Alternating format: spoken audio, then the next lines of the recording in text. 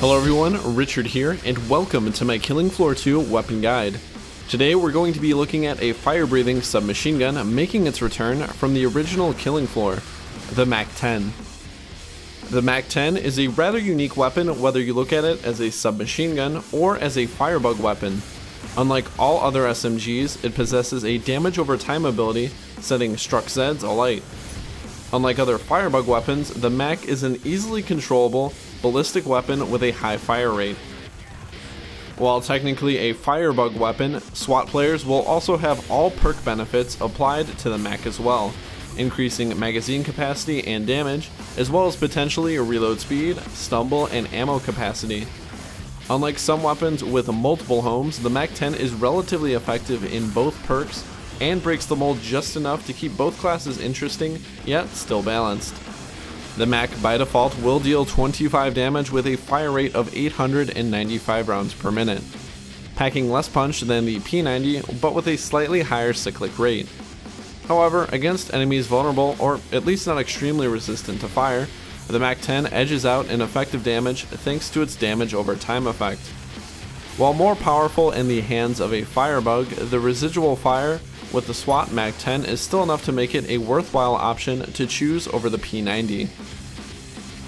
It has a fairly average magazine size of 32 rounds, slightly better than most SMGs with the exception of the P90, and just slightly being beaten by the KRISS.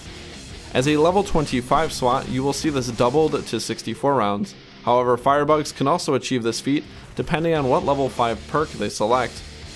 Keep in mind the additional magazine size will come at the expense of dramatically increased damage.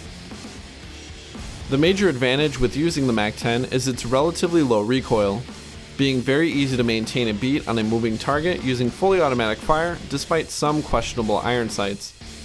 This, plus the damage over time, can dramatically improve ammo efficiency, as not only will fewer rounds miss their mark, but the additional damage will reduce the amount needed, especially against medium and trash enemies.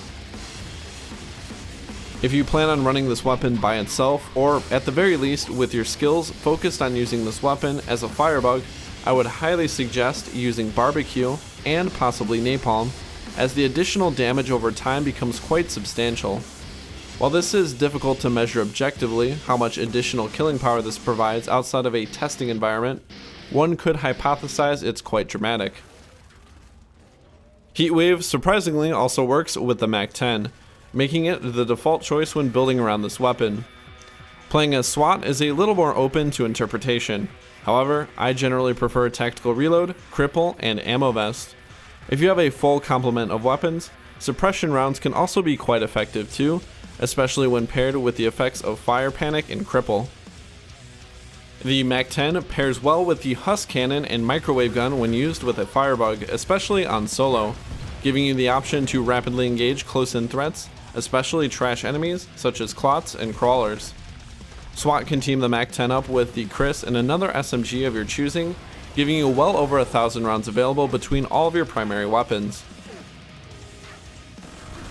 Overall, the MAC-10 is a very fun and easy to use weapon that complements both of its native perks very well. While tougher enemies will require a lot more attention, especially with more players, its role should be against trash and medium-sized enemies. Remember to take advantage of its damage over time abilities and use it to overwhelm your enemies in a hail of fire-breathing lead. Thank you very much for watching. Join us next time when we look at some of the other new weapons. Until then, happy hunting.